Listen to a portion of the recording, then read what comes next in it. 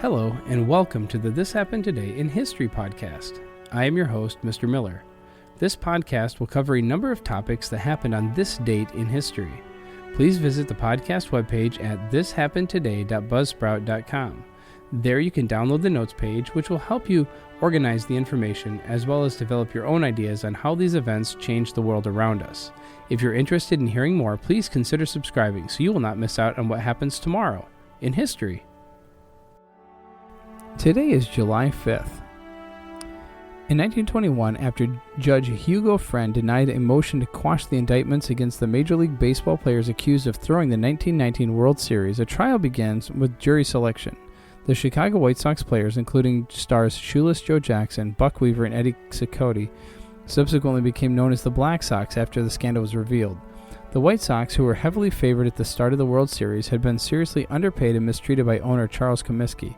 The conspiracy to fix the games was most likely initiated by first baseman Chick Gindel and a small-time gambler Joseph Sutherland. Later, New York gambler Arthur Rothstein reluctantly endorsed it. The schemers used the team's discontent to their advantage. Through intermediaries, Rothstein offered relatively small sums of money for the players to lose some of the games intentionally. The scandal came to light when gamblers did not pay the players as promised, thinking that they had no recourse.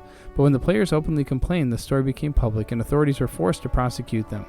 The trial against the players was actually just for show. After a tacit agreement whereby the players assented not to denigrate the Major League Baseball or Comiskey in return for an acquittal, the signed confessions from some of the players mysteriously disappeared from police custody. The jury acquitted all but the accused players and then celebrated with them at a nearby restaurant. But the height of the hypocrisy surrounding the entire matter came when Shoeless Joe was forced to sue Comiskey for unpaid salary. During this trial, Comiskey's lawyers suddenly produced the confessions that had disappeared during the criminal trial, with no explanation as to how they had been obtained. Arthur Rothstein never faced a trial, and Comiskey hoped to go back to business as usual. However, all did not end well for everyone. Other baseball owners, hoping to remove any hint that the games were illegitimate, hired Judge Kennesaw Mountain Landis to be the new commissioner of baseball. Landis was a hardliner and also a racist. He prevented blacks from playing in major leagues during his reign into the 1940s, who then permanently barred the implicit black sex players from baseball. Landis' decision had come under considerable criticism for its unfairness due to the few players. Buck Weaver, by all accounts, had refused to take the money offered by the gamblers. He was purportedly banned from baseball for refusing to turn his teammates in. And although Shoeless Joe Jackson probably accepted some money, his statistics show that he never truly participated in throwing the games. He had the best batting average of either team in the series. And then it should have been the end of a wonderful day. The Baltimore Evening Sun Newsboys band members were returning from a performance at the Chesapeake Champion workboat races in Chestertown, Maryland, aboard the bay steamer Three Rivers. Newspaper boys delivered the morning and evening newspapers to subscribers' homes and collected each week for the cost of the paper. The band, sponsored by the Evening Sun, served as advertising and goodwill to the community and provided a wonderful experience for the young band members as they traveled throughout the region, performing for larger crowds. John Philip Sousa had once been an honored guest conductor. The Three Rivers was one of the many steamboats that moved passengers and freight with regular routes on the bay and tributaries. As the Three Rivers neared Baltimore, a fire that was thought to begin in the stateroom spread rapidly through the ship. The fire was so severe that the boat burned down to the waterline. As the fire raced through the ship, it was reported that many of the newsboys took heroic action to help evacuate those on board. Desperate passengers and crew had to jump over the side of the boat to escape their flames. Fortunately, boats in the vicinity were able to assist the rescue. 10 people burned, including 5 members of the Newsboys Band. The boys who lost their lives were Walter C. Milliken and Thomas Pilker, age 13, Vernon Jefferson and Alfred Siegman, age 15, and Nelson Miles, age 17. The news of the fire was devastating. Families, friends, neighbors, and the entire Baltimore community grieved over the tragic loss of the young band members. Funeral services were held at the boys' homes and churches, followed by their burial at Loudon Park Cemetery on July 8th. It was a sad and somber day as hundreds of mourners gathered at the graveside service, including representatives of the Three Rivers owners and the Baltimore Sun. Prayers were offered and hymns sung. Finally, soldiers and Marines played taps from different locations in the cemetery. The Baltimore Sun commissioned the famed Baltimore sculptor J. Maxwell Miller to create the memorial that stands watch over the graves of the young musicians.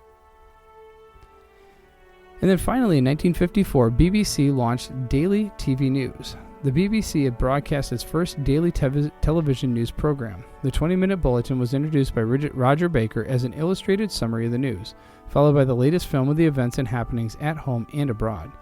The present television newsreel program, which is to be discontinued, is prepared in advance and contains news items which are often days old.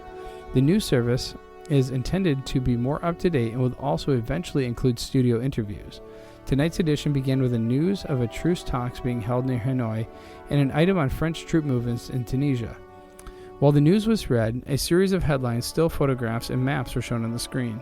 BBC Director General Sir Ian Jacob, acknowledged last week that there had been significant difficulties producing the new television bulletins. News is not at all an easy thing to do on television. A good many of the main news items are not easily made visual.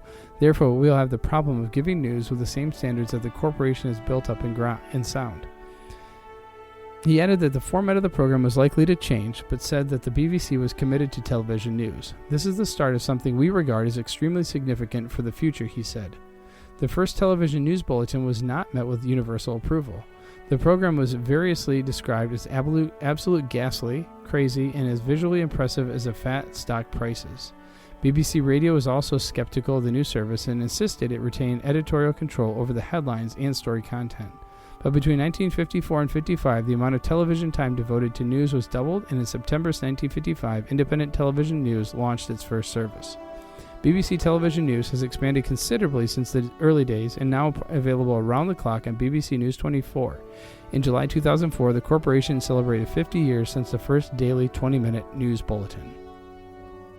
You have been listening to the This Happened Today in History podcast.